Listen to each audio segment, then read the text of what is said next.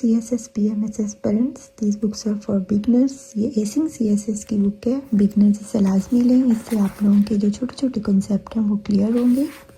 This is informative book. And then जिनकी writing skill नहीं है, ग्रामेटिकल मिस्टेक है, वो ये रेनन मार्डन की बुक लें, रीड करें. इससे आप लोगों की स्टेडली जो है वो इंग्लिश इम्प्रूव होना स्टार्ट हो जाएगी.